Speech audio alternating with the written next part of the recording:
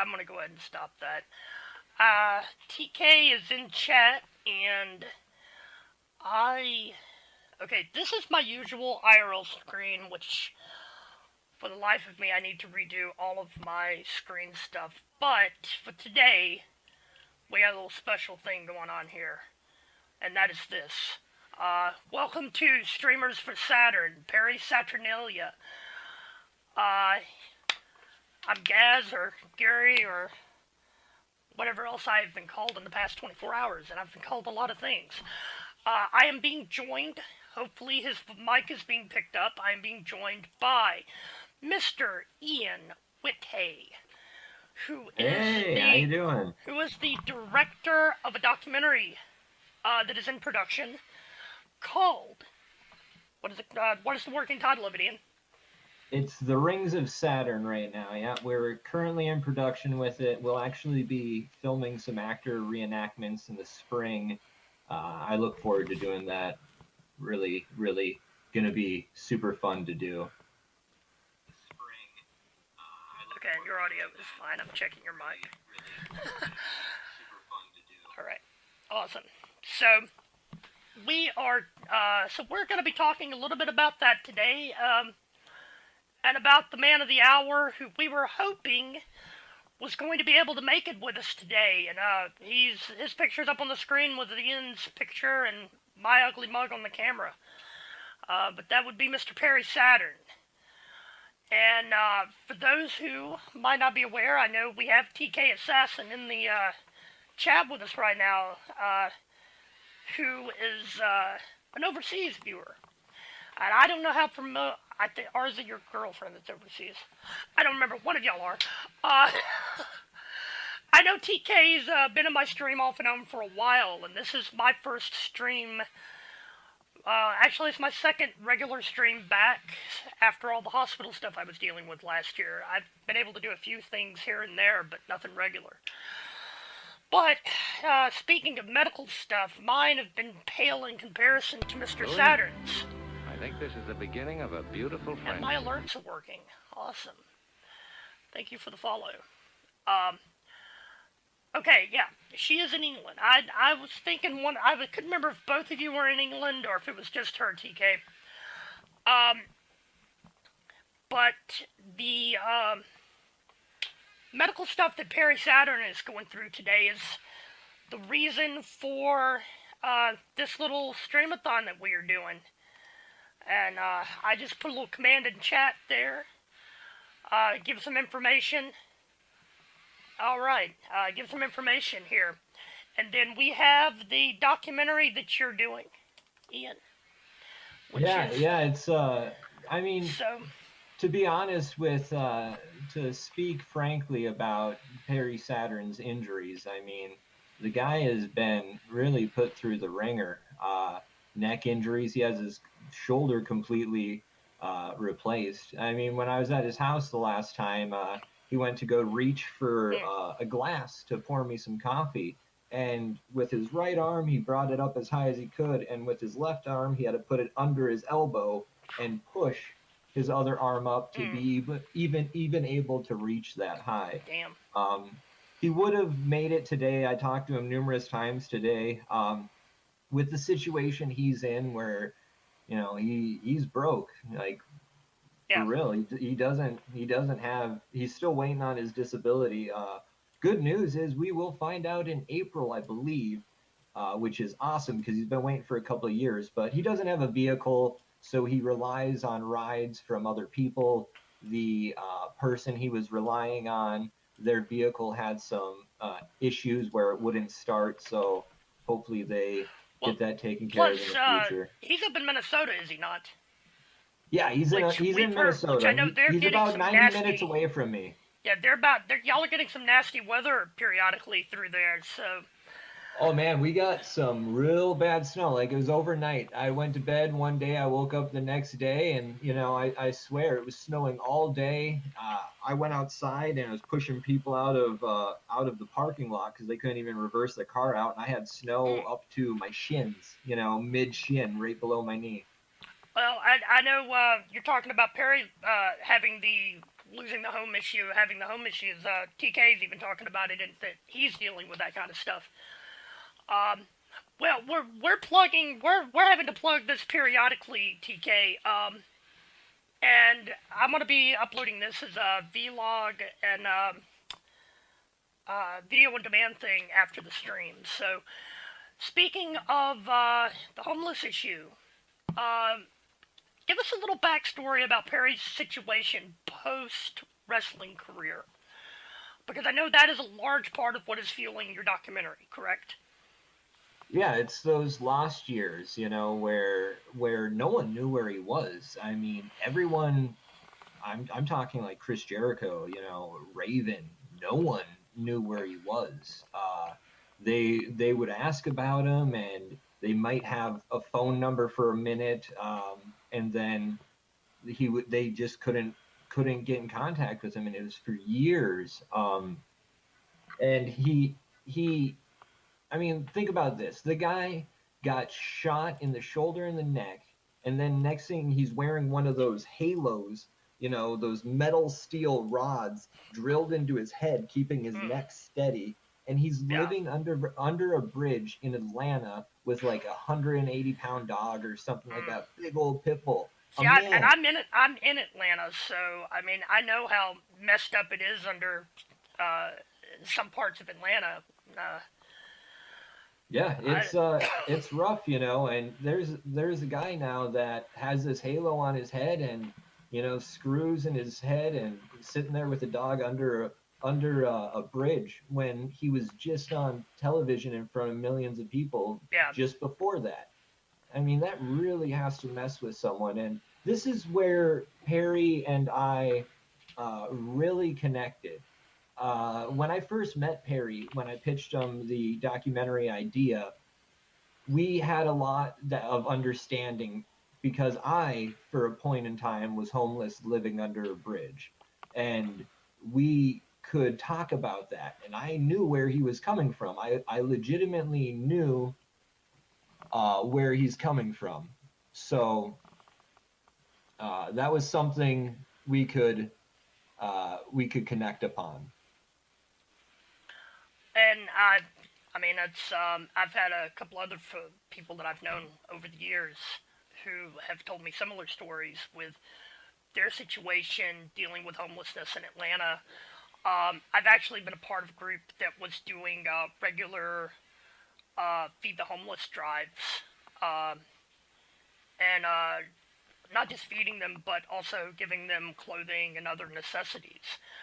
Over the past, I think they're still active in Atlanta, but I was working with them 3 years ago. I think it's been 3. 2015. So,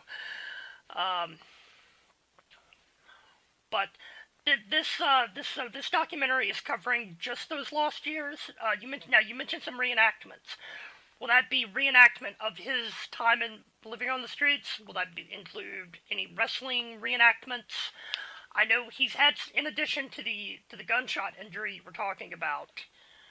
I mean, I know he had a very serious ACL injury at one point. Yep. It has to be giving him hell to this day. Yep. I would imagine. Yeah.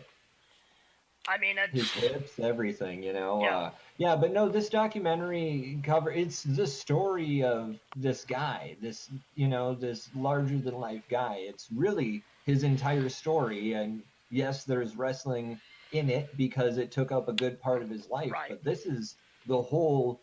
This so man we're covering even the childhood stuff that. Oh yeah, we're going all the way back to early childhood, and let me tell you what, this gentleman has had a life that will. This is all I want for this documentary.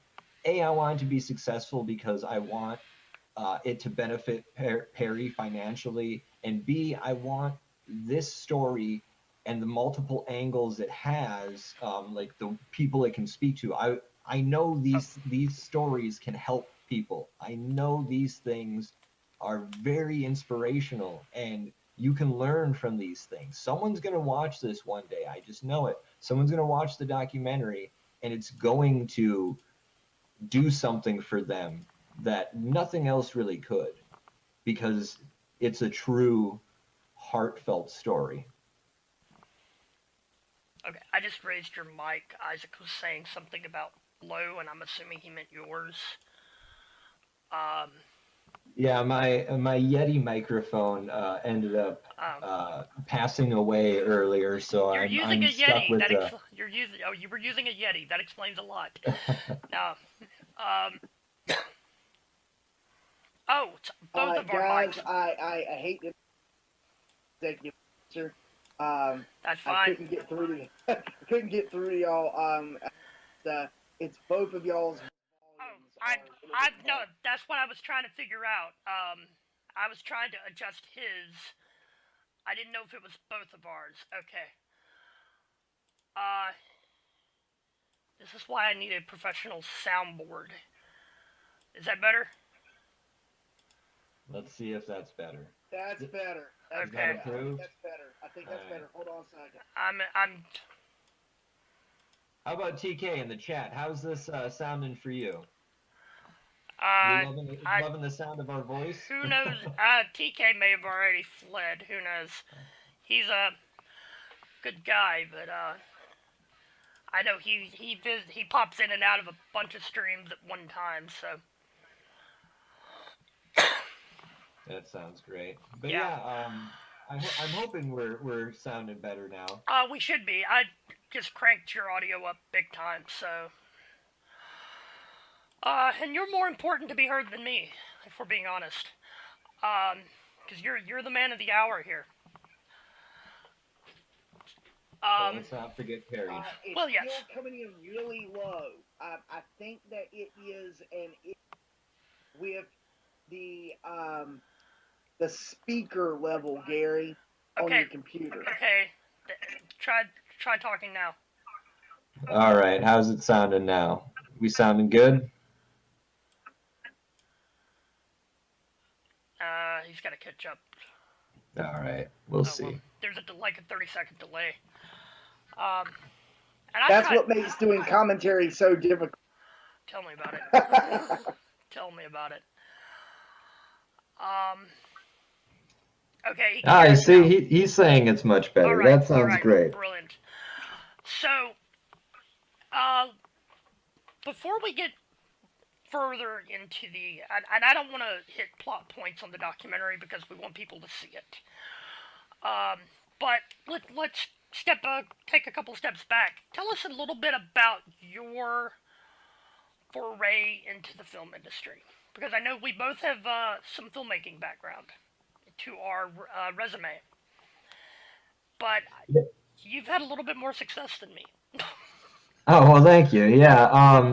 So I got into film a number of years back, I would say about 4 or 5 years back. But I've always wrote stories and did some short films here and there with my friends. I wouldn't even call them short films. We were just, messing around with the camera at that point. But in Minnesota, I met a gentleman who gave me my first job in I guess you'd say the business. I was a PA for a music video. Nice. And from there, I just managed through my connections to get on some really good projects. And my short film, which I believe will be on YouTube, live on YouTube here, maybe within a month or so. It was part of the Z-Fest Film Festival. It's a film festival here in the Twin Cities. I'm talking St. Paul and Minneapolis, Minnesota. And what that film festival is you have 7 minutes to the frame, so you cannot go over that. And that's your short film. And you got to have some sort of Z element or some sort of element they do. That sounds very similar to the 48-hour film project here in Atlanta. It is very similar to the 48. We have that here also. But the nice thing is with this, you aren't like the 48 locks you down with a line of dialogue, a character, occupation, all that stuff, and a prop. What this does is you just have to put in an element. Like I believe for Z-Fest the year I was in, it was Zodiac. So we put a little Zodiac sticker on a box, and that qualified. But you have multiple months instead of 48 hours. So you're able to do a little bit of more of a quality product. And this film I did was Sheer Madness, where I wrote, produced, helped direct, and edit. And that was really my baby. It was a I have seen Sheer Madness. Believe it or not. yeah, it was a lot of fun. It harkens back to my favorite movies like Evil Dead 2. Ridiculous kind of horror comedy, over the top, and we had some great prosthetics and practical effects because I'm a very firm believer in practical effects.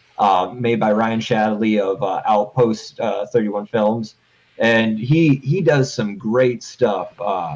And we did a face melting. We did a lot of cool stuff with it. I'm fond of practical effects like that as well, and I've done some work with some people out of Netherworld Haunted House here in Atlanta. I don't know if you're familiar with them, but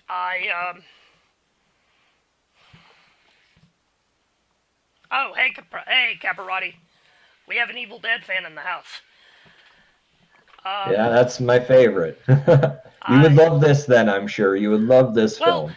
I was going to mention, I do not know what the rules are on uploads for Twitch. However, they have recently added a premiere feature for uploadable videos.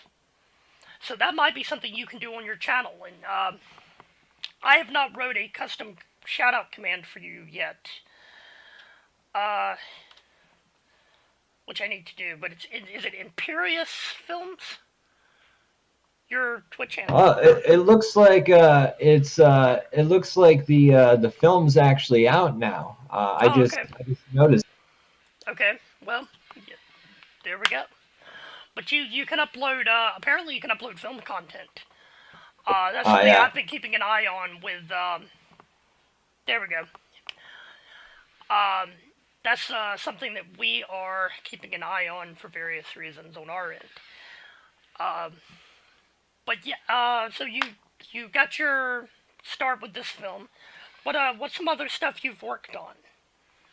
I was a producer, executive producer on Curse of the Invisible Werewolf. That sounds fun. I'm not gonna lie. The idea of an invisible werewolf, Curse of the Invisible Werewolf, just the title sounds fun. Yeah, and it's a film where it's trying to do that classic monster movie, the Universal monster movie, with some new technologies, but keeping it still very classic. I've also worked on, like I said, music videos, but the bulk of last year, 2017, I produced, filmed, directed, edited 16 hours of wrestling television, 33 episodes for American Wrestling Federation here in Minneapolis, Minnesota. Okay. And how has that been? That I love doing the work. I would say that, I really loved what I did. I had a ton of fun, and I took a lot of pride in the product. Working with some of the guys like Big Sepio Saunders, that guy's amazing. He's a great guy, great mind for the business, and coming up with storylines with him and figuring out how we were going to make all this work was a really awesome year. And seeing some new talent come up, like Jaden Roller, who's actually now dating one of the Laurinaitis, actually. It's Animal's daughter. Yeah, and then, you have my condolences on.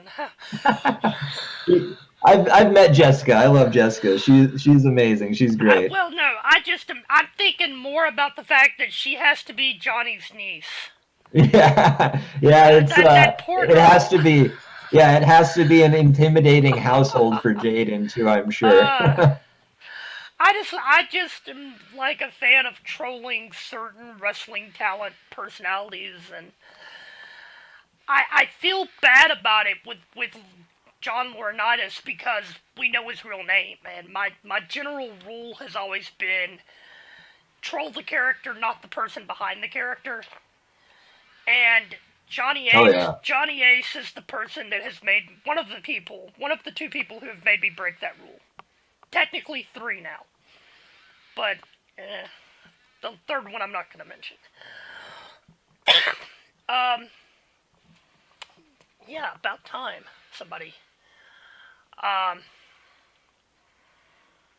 Yeah, we need to plug that a little bit, and my chat is not working. No, it is. Yeah, it is. Sorry. I've got chat up on 2 screens because I've got OBS open. So I can see it on one screen, and I was looking down at my monitor here and not seeing anything for a second. Then I realized I was seeing it. Ugh. Yeah, right. No, I'm going to have to, now that I know this link is live, because this has been recent that they were able to post that, now I'm going to have to go on Reddit and all the forums and go all over the place and promote it now. Oh, yeah, you're absolutely going to have to promote it. I actually was trying to send the link out to a couple of MMA fighters that I'm acquainted with, and a couple of musician friends who are in Europe and some other shit this morning, and I haven't heard back from one of them. But, hey, I did get one musician friend that's here in the States, and she and her husband were tweeting it out. I don't know if they got around to it, but, so you did it's all appreciated. So you did the stuff with and I've forgot the name of the promotion. I apologize. Oh, but, American Wrestling Federation. Right, American Wrestling Federation. Now, are you continuing to do stuff with them, or are you moving away from producing the wrestling television and moving strictly into not just Perry, the Perry documentary, but other documentary type film work? I mean, what other type of film stuff are you wanting to do? I have a lot of things I want to do. I already know what my next my first feature, my next movie. I shouldn't say my first feature. The first feature will technically be the Perry Saturn documentary. My first narrative feature. I think narrative feature. Yeah, I know what I'm going to do for my first narrative feature, and I'm incredibly excited for it.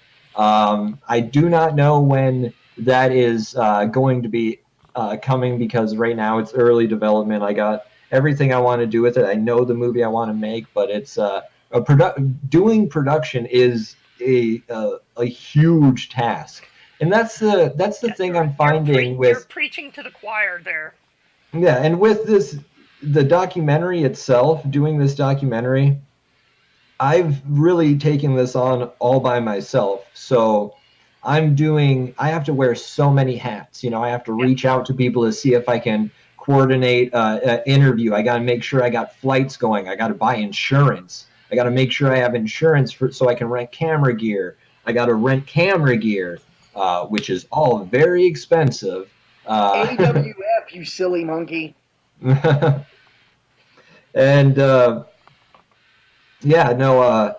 it was it's wearing a lot of hats, and then coming to this edit. When you sit down with 12 hours of footage where you've sat down and interviewed people, and it's a lot you got to go through. I completely know where you're coming from. I've done a documentary short.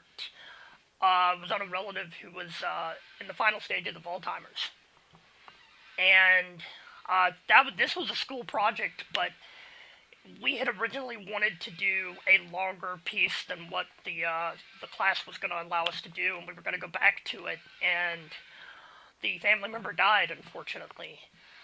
And we still had, we were sitting there, we still had footage we want to get. Mm-hmm. That we're going to need B-roll to go with this other interview, and my grandfather. He passed away, and, I mean, the subject of your documentary dies, you can't get more footage. Yeah, so, exactly. I mean, and the thing is, with narrative movies as opposed to documentaries, this is what I always tell people. It's like putting a puzzle together. Editing's just like putting a puzzle together. You just got to find the pieces and put them together. But with a narrative feature, it's like having the cover of your box where you can actually see what the picture's supposed to look like, so you have all your pieces, you can see what you're supposed to do. That's a narrative feature. That is perhaps one of the best bloody analogies I have ever heard. A documentary is like having a box with nothing on it. Exactly. There's a plain box, so you don't even know the picture you're building, because with a narrative you can look at the script. You know exactly what you're supposed to get. Yeah. With a documentary, you got to put it together. You got to figure that out. I think I sent you the documentary short. And I believe you did. Like I said, we had wanted to do, we still had at least 2 more interviews we wanted to do, and we wanted to get B-roll to go with that, and things just went south real quick with that, and we weren't, we've got a finished documentary short, but we've got a finished documentary short that's about half of what we really wanted. And then, just like you said, we knew, theoretically we knew what we wanted, but we also knew what we did and did not have the footage for. Yep. And when you're in an editing room, that's the kind of stuff you're up against. You don't have a script. You may have an idea of what you want based on the footage, but you have to ask what I do and do not have the footage for. Which, to segue back to Perry, I mean, you have the luxury with the documentary with him of being able to do reenactments, which to an extent are kind of a hybrid of narrative and documentary, in that you have the script of what the reenactment is.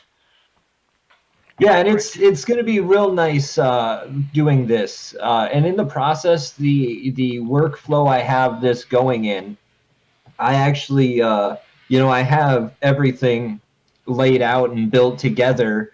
And now it's just, I know I need this scene to go with this, what he's saying here. It's like that's the nice thing about this movie. It's Perry's writing the script. It's, I mean, with what he's saying, I shape towards his experiences and the like. And I'm really excited. And going back to the reenactments, we're going to have reenactments from, multiple different atmospheres and angles. We're going to have, him as a child, maybe show some stuff with wrestling. I know we're going to do some wrestling reenactments, the gunshot incident and various other points in his life, him as a ranger and the like.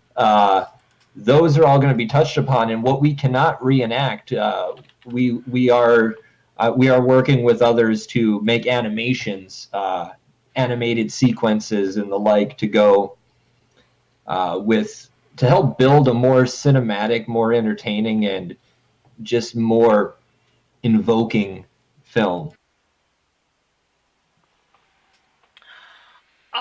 Now you mentioned stuff you can't recreate.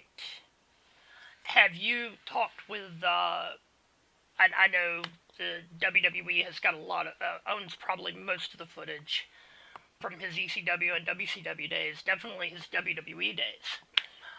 Has anyone spoken to them about their involvement? Yeah, so this is as far as it goes. I sent them a couple of emails before actually even running the Seed and Spark to let them know, hey guys, this is what we're gonna do. If we have any ability to use any footage, we would greatly appreciate it. Let us know.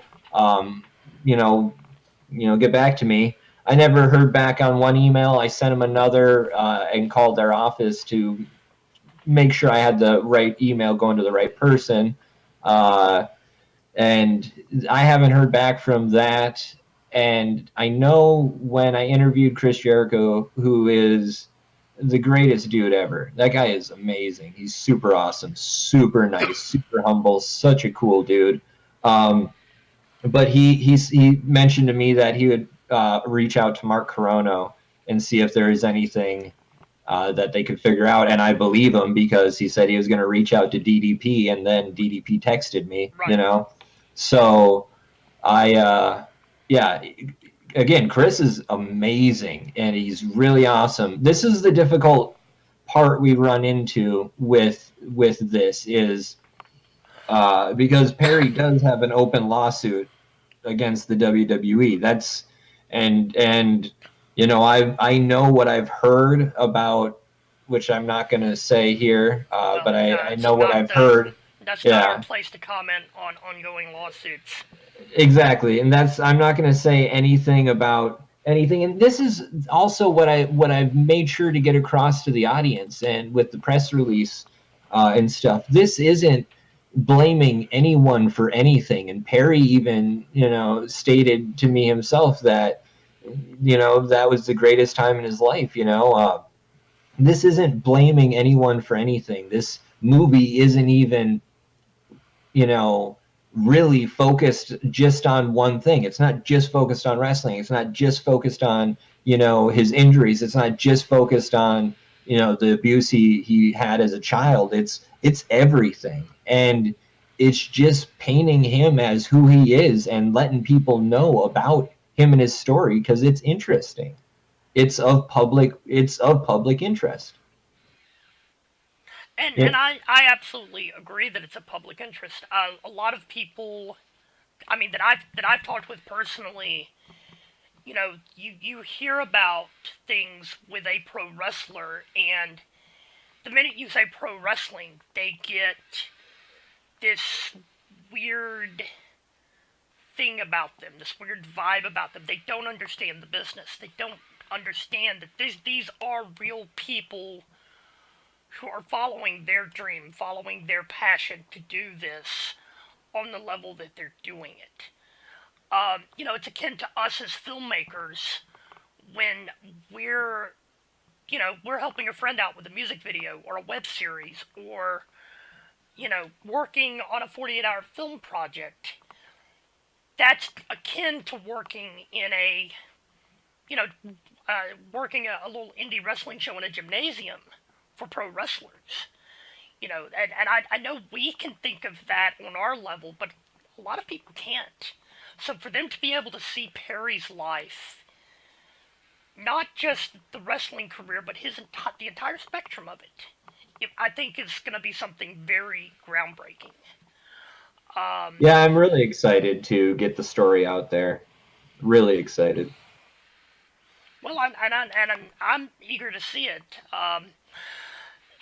Speaking of talking about the film, you know, us doing the film stuff, do you think there is a connection between horror fans and wrestling fans? And if so, what is that connection? What is that connection? There's, I totally think there's a connection. Know, I don't know what the connection is, but there is definitely a connection. And okay, I'm going to give you a little sneak peek. The feature film I want to do after the Perry Saturn documentary, The Rings of Saturn, is a horror film. And it's obviously, but it's actually going to have a little bit of wrestling related to it. So I'm very excited for it. Okay. Um, I don't know what the correlation is though. Is it is it, you know, I guess the easy one to grab would be, is it, you know, violence, you know, but I don't think that's it at all. I think it's, what I think it is when you watch a horror movie and when something happens, it's whoo, you know, like it's a big emotion pop, like real quick, and you kind of get that same rhythm with wrestling, like, oh my god, there's a kick out, you know, or you get those quick pops with of emotion. I think you get that with horror more so than action and drama and stuff like that. So I think maybe that might be it. yeah, I know there's a thing where they talk about jump scares in a horror movie or a horror game. Um, let's see, Caparati is talking about the suspension of disbelief, the ability to enjoy things without having to have them entirely embedded in reality. Yeah, that could be it. Um, Yeah, I like that. yeah, I think I do too. And there's also the I think there's more of an adrenaline thing out of the jump scares in a horror movie. And I know when you're at a wrestling show, there is that sense of adrenaline if you are emotionally invested in what they're doing. And I know it was easy to get invested in a lot of Perry's work. Um, which, I mean, I think there is that correlation. And speaking of Perry's work, tell us about your connection to Perry personally. Um, how you became a fan of his, for example. Yeah, so I've been a fan of wrestling since I was a little kid. I was born in '87. So, by the time, just think about it, by '94, I'm 6, 7 years old. And once I was watching wrestling as it went into the Attitude Era, perfect timing. And when Nitro and Raw were head to head, I was at my grandma's house with a TV in the living room onto Raw, a TV in the kitchen on Nitro, and I'd run back and forth. And I always had it. It's been the weirdest universal kind of connection thing. It's the weirdest thing because when I was a kid, I had an injury in my right eye when I was young. I was 3 years old and I jumped off a hay bale. A piece of clothesline wire went in and out of my eye and detached my retina. My retina was detached for a number of months, and then a buckle was put on it. There's a small space I can see out of in my right eye, and so as a child, my right eye kind of corrected. My brain moved my eye or whatever to get the best possible vision out of it. So I had to have numerous eye straightening surgeries. But I got made fun of a ton when I was a kid because I was cross-eyed. Right. And seeing Perry on television, he was like the only, cross-eyed person on TV that was cool, that was a badass that I could relate to. And, I as a kid, it gave me some hope. Like, oh, dude, look at him. He's fine. He got jacked. Look at him. He's kicking guys, taking them out. And it was really weird hearing his first interaction with wrestling. He told me he watched wrestling as a kid, and he thought to himself, I bet no one picks on those guys. I bet no one fights those guys. And that's exactly how I felt when I watched Perry Saturn. I believed that everything was going to be fine because look at him. He made it happen. I'll be fine. And then fast forward years, 20 plus years later, I am promoting AWF on Facebook. I joined a bunch of Facebook groups like Cult of Kayfabe, No DQ, bunch of them just to promote my work, to try to get the guys over, to show the TV show, to expose it to more people. And by doing so, I ended up running into a video where Perry posted on Facebook asking if anyone knew, had any ideas of how he can make some money because he's dealing with, losing time and blacking out. He can't really get a job, this, that, and the other. And I just got done with Sheer Madness. I just got done just killing it at Z-Fest. I won a good amount of awards, and it was really well received. It was one of the best nights of my life. And I saw that video that Perry posted, and I commented, hey, I'd love to make edit some video for you that you can sell online, or if you're up for it, I would love to do a documentary on you. And here's my production company. I left the Facebook page where they could find it. And like the next day or two, he's sending me messages on Facebook, and then he's like, give me your number, give me a call, whatever. We talked on the phone, decided to meet in Lakeville, I believe, and met up at a barbecue place, sat down, talked to each other, hit it off. We had some common things. He was very straightforward and very just. Perry doesn't mess around. He doesn't sugarcoat anything. He'll just tell you how it is. And I'm very much the same, where we could talk frankly with each other. And So that's really how it all happened. It was insanity. Like, it legitimately was just me saying, "Hey, I could do this," and he's like, "Yes." And then next thing I know, I send Chris Jericho an email just going to his website, and he has a contact form. I fill out that contact form and say, "Hey, I'm doing this documentary on Perry. Would love to talk to you and get you on the documentary possibly." 24 within less than 24 hours later, he sends me an email. Um, Raven, I messaged on Twitter, and he responded back and told me to email him too. And yeah, it's been the craziest thing. Talking about people that you have interviewed. I feel I'm being compelled to ask about this one. I have heard you had an interview with the world's biggest Disco Inferno Mark. That is true. Which would be Disco Inferno himself. That is true. How was he to interview about Perry? Disco is super cool. Glenn's super cool. I interviewed him in Las Vegas, and he was very easy to talk to. He was very open, very frank. I can see why all of them, Raven, Jericho, Disco, I can see why all of these guys got along the way they did, because they're just so open with each other, and they live in the moment. But no, he was an easy interview. He was a super easy interview, very very informative. I was telling my mother, actually, I'm really glad I went and interviewed him, because he said something that is like the perfect, and I can already see in my head as the editor, oh, there was something that someone else said that this would fit perfectly with, like, and this is right.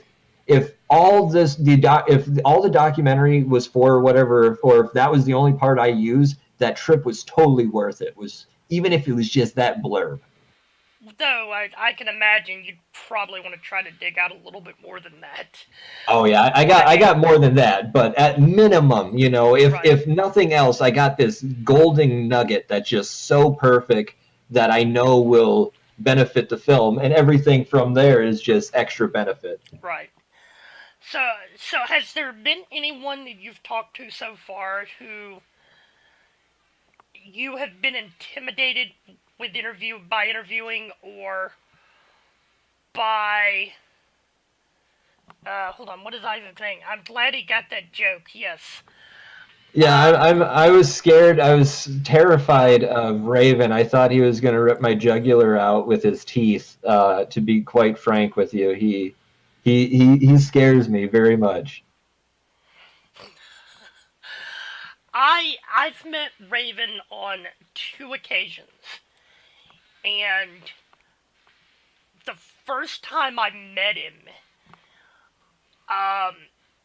will probably be one of my most unforgettable encounters with any pro wrestler I have met over my 42 years of being on this earth. Are we about to plug KB Toys? No, it wasn't KB Toys. It was Electronic Boutique. It was a video game. He was doing an autograph signing for the old ECW game. I was actually there looking for one of the expansion packs for the first Sims game. That's a while back. This was a while back. And he thought I was there for the autograph signing. They put his table right in front of where the Sims games were. So I went to squat down to get the game. He was telling me not to come behind the table. I said, well, you do my shopping for me and hand me the damn game. He was like, oh, you're not here for the autograph signing. I was like, no.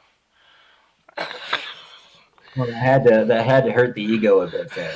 I probably did, but it was enough that he remembered me years later. Oh yeah, he's a smart guy. I'm sure Yeah. he remembered that incident for a bit. Well, the minute I brought it up that it was not the first time we'd met, and I mentioned the video game store, and he was like, "Oh yeah, I remember that," which shocked the hell out of me, given what I've heard about him. But I mean, my most intimidating encounter with a wrestler has been Tommy Dreamer, of all things. Oh yeah, I met Tommy Dreamer at a first wrestling event in Minnesota. And it was business related that I met Tommy, so that might have been some of the intimidation factor. But I didn't know if there was anyone that so you said Raven was probably your most intimidating interview yet. No, that was a complete joke. Yeah, okay. But no, actually, no one was intimidating. Okay. It was. Well, maybe not intimidating, but difficult. I didn't want to say difficult. See, no one was really difficult either. The only one I had difficulty scheduling anything with was actually DDP, and that was because he was filming for. Ooh, I can't remember. I can't remember which one it was, but he was filming something. And it just, you know how it is on sets, you get there and I got one scene to shoot. Okay, yeah, but that one scene needs some CGI monsters. You need to do 7,000 angles at 7 takes a piece. Yeah. Then you got to break for lunch. It's usually a bigger issue having to get all the camera angles. Yeah, anytime you have to get a new angle, you have to, every time you move equipment, you have to change the lighting, you have to move all of those lights, you have to move those cameras, to get anyone's coverage. And just think about that, because typically, here's a little film lesson for you people, is typically when you film something, you get your master, which is a wide, maybe a profile of the two people talking, and then you would get, the close-up of the one person talking, and then you would have the other side of the other person talking. So you have 3 setups in just that. And so every time you do those, additional things that you might want to do if there's a intense close-up, for this one piece of dialogue. Ooh, let's push in on this. Yes. We might want to push in, So all of those things You're giving me flashbacks over here.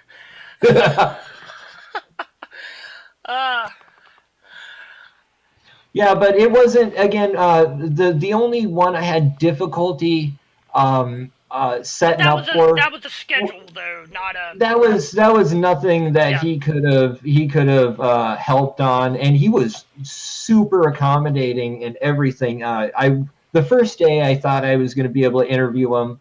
Again, he ended up being on set much longer than he anticipated, and I had to get Raven that same day. And so I was actually at the DDP Yoga Performance Center, set up there waiting for the interview. We had to go to get Raven because we had a different setup location for him. Which, I mean, that right there, any company move? Just the idea of, gee, Raven, we're having to get you because we couldn't get our DDP interview today. Talk about a blow to an ego. we had Raven set up initially. So the interviews I knew I was going to do. So I knew I was flying from Minnesota to Florida, Tampa, to interview Jericho, and then from Tampa I was flying to Atlanta to interview Raven. I messaged DDP. I emailed him through his contact email. He must have never saw it. Probably didn't know who I was either. So at that point, why would he respond back to me? I get lucky anytime anyone responds to me. But he was added in. So I met Jericho one day, and I had one leftover day to fly over for Atlanta. So within a weekend, Jericho set me up with DDP. So DDP was super accommodating because he just figured out I was going to be there. So it kind of move things around a little bit because, okay, now we got to get Raven at this time, got to change his schedules a little bit. Raven was super easy going. He's like, yeah, whatever time you need me to do it on, whatever you need me to do.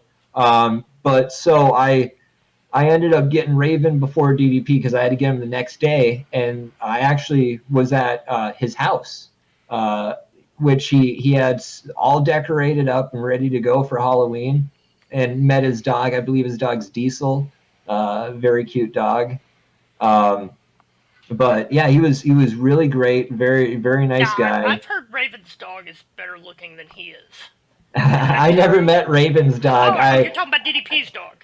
I'm talking DDP's dog. Yeah, I never met Raven's dog, but. Sorry, I got confused to who you were talking about there. Oh yeah, my bad. But yeah, no, it was a great interview. I never met Raven's dog, but I did meet his ex-wife and best friend. So. Okay, good deal. So are there any interviews that you have coming up that you can discuss with us? So the only interview that I really have left, that I haven't gotten yet because I was waiting on it, was Lisa. It's Perry's wife. Right. Because this is going to be that's an angle that I believe is very necessary for people to understand, because it has to be difficult on her too. Think about it. There's days I had a conversation with Perry, and it was the day before filming. I told him about it, and then the day of filming, he asked me about it again, and then like a few days later, he referenced it. So he referenced it a few times, and then about a month after he referenced that, I brought up that conversation again. Again, this is a conversation we've had 3 times, 2 of which he brought up and initiated. Right. Does not remember ever having any of those conversations. And it might be just that day he doesn't remember it. And there's times where he'll black out. He calls it losing time, and just think how terrifying that is for a second. If me and you are sitting here right now, I'm sitting in front of my computer on my computer desk. So it would be the very same thing as if all of a sudden I'm sitting here talking with you. Next thing I know, I'm in an Uber going who knows where. Right. And I just come to, holy cow. My heart would be racing. I would try to jump out of that car because I don't know if I'm getting taken or what the hell's going on. Right. Like, I've heard similar things said about, and you mentioned Perry's fear of the onset of dementia. I've heard similar things being talked about with people dealing with Alzheimer's. Exactly, and it's like my grandma. She was in her 90s before she really started having some difficulty with Alzheimer's and dementia and stuff. And this is the beginning of Perry Saturn, Perry he's 51 years old. He turned 51 he's not even 10 years older than me. Yeah, and exactly. Think of you in 10 years having these problems. These are problems that if you're going to have them, usually that's later on in life, like 70, 80, 90. Just to put that in perspective, and Disco said something that was very, very, very just nail hitting right on the head. He was talking about how the wrestlers, they put themselves through so much stress and everything that it's like by the time they're 40, 50 years old, it's like they're, 80, 90 years old. They've lived 2 lives, essentially. Yeah. They've went so hard. Which, I've heard, similar things being said, and I think that was something that was driven really, or they attempted to drive it home with the story of the wrestler, the Darren Aronofsky film. Yeah, great film too. I love Darren Aronofsky. I thoroughly enjoyed that movie, and random story, I took a non-wrestling fan to see it, who I could tell was bewildered by the end of it, not sure what to make of what he had just seen. And I'm What? like,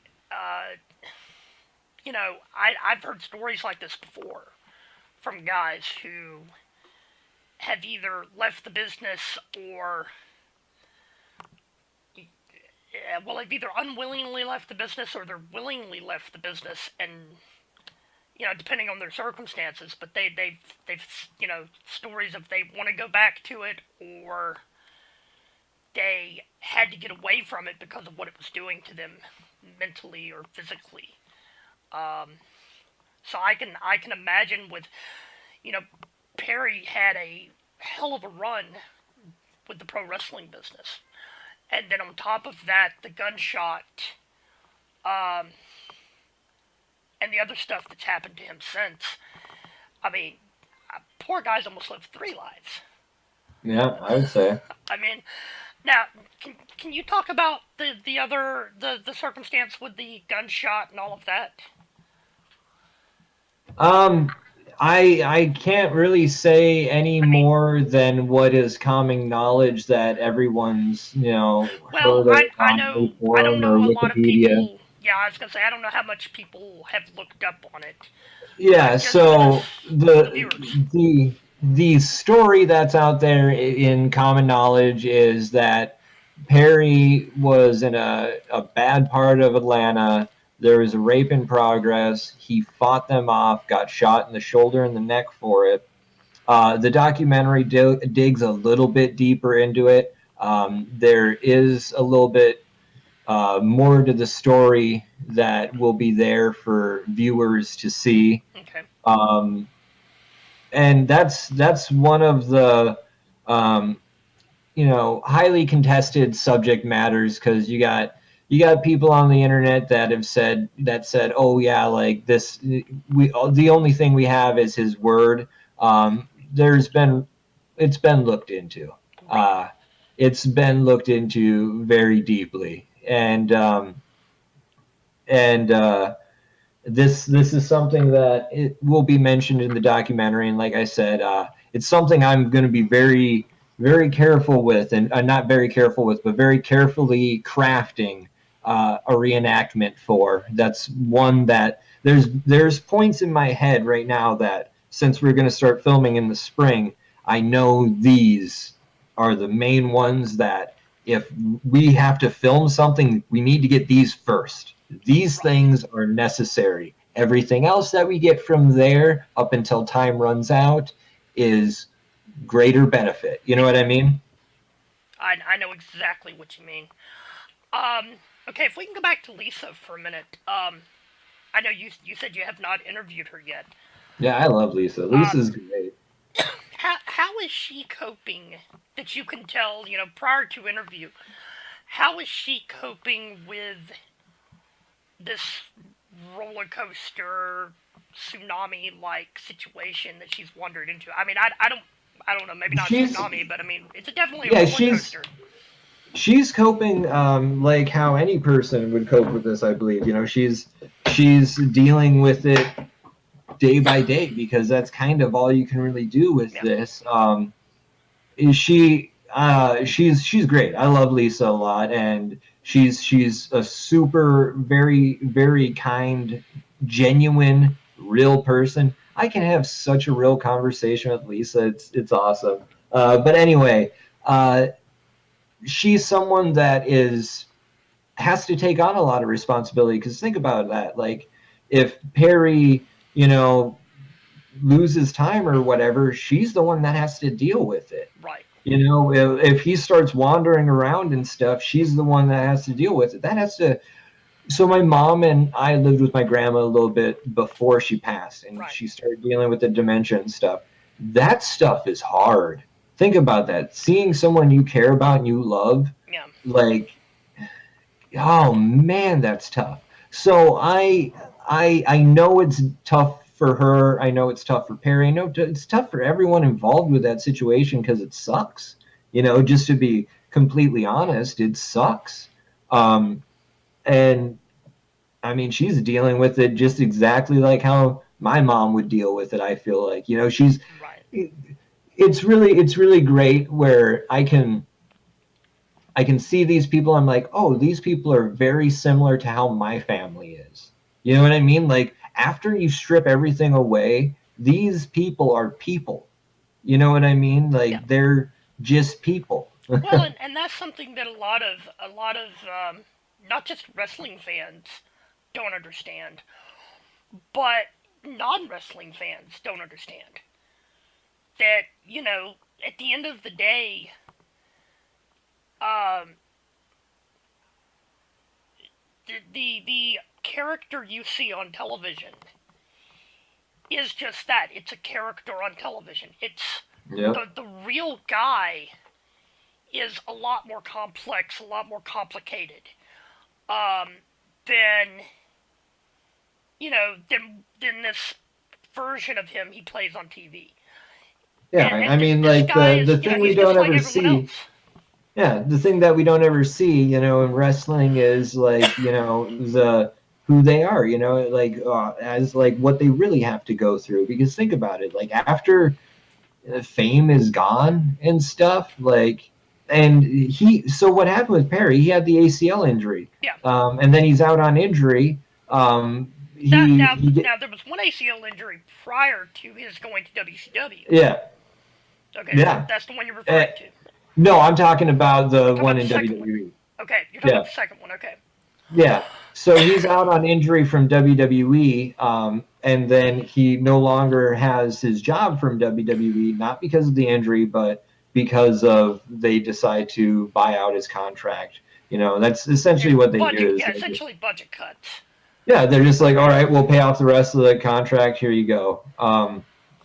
And you know, after just think about that. Like after you don't have an income anymore, and you have a $500,000 house, you have an Escalade, and you have payments for all this stuff. Then you're married, and then you get divorced, and then you lose so much of your money.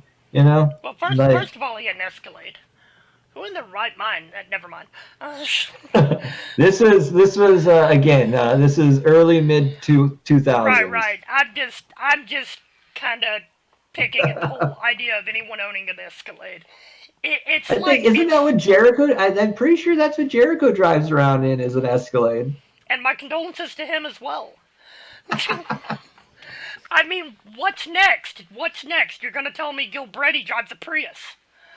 I don't know about that. Actually, I would pay money to see Glenn Gilbretti, Disco Inferno, drive a Prius. Yeah, I would pay money to see that. I would like to see him drive around in a smart car. I would be down for that. I would be down for that. My only question on him driving a smart car would be probably one I should not ask on I don't want to insult anybody's intelligence, but the idea of a smart car, you know, having a slightly higher degree of smartness than them, I mean, I see where you're going Some there. could make the argument. Yeah, oh me. Well, let's change gears a little bit. I have lost track of who all is still in chat besides me, you, Isaac, and possibly Caprati. I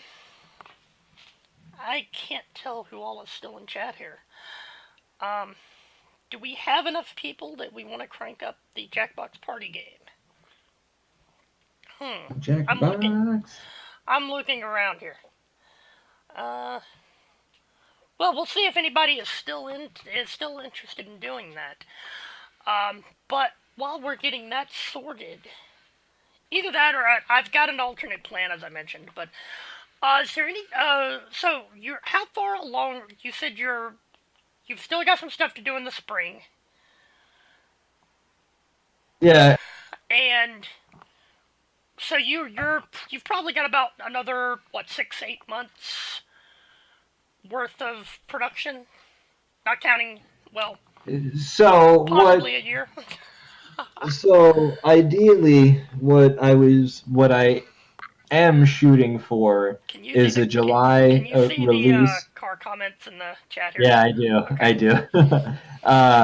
But I think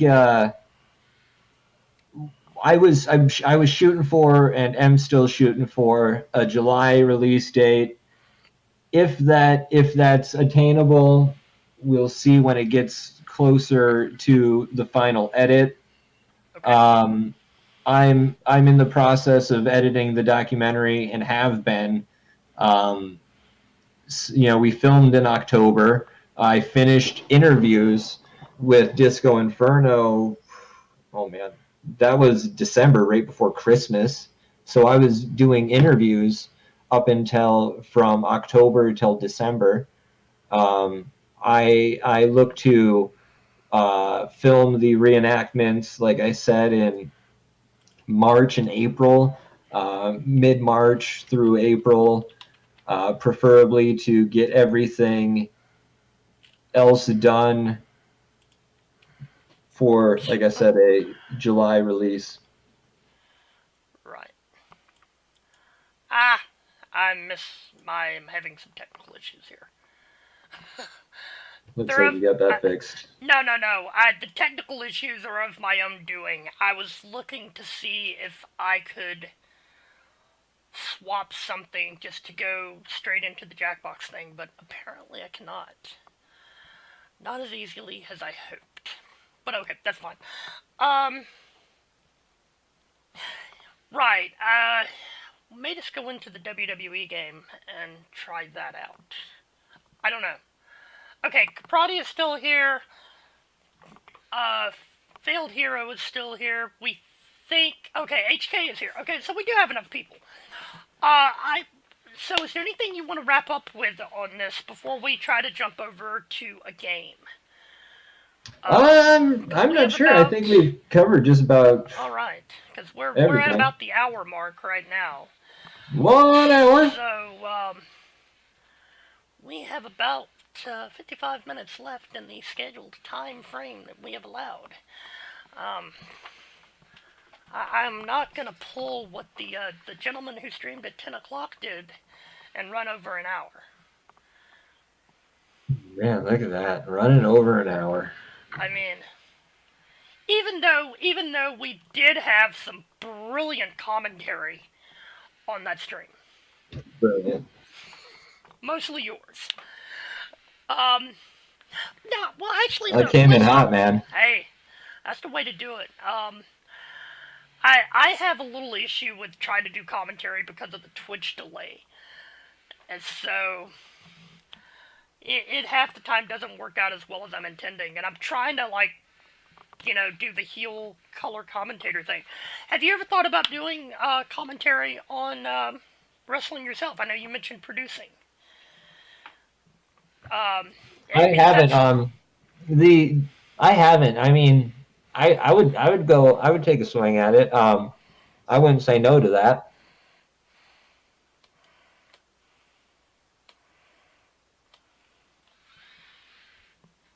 Do you got a wrestling federation in mind? You got someone who wants to hire me? Or? I was just wondering. I mean, the one route I could go is if anybody wanted to replace me on his stream with you, I would not object. Maybe us swapping out periodically, but no, the one promotion that I had a little bit of involvement with briefly, was NWA Wildside. I was good friends with Dan Wilson, who's now, I think he's booking.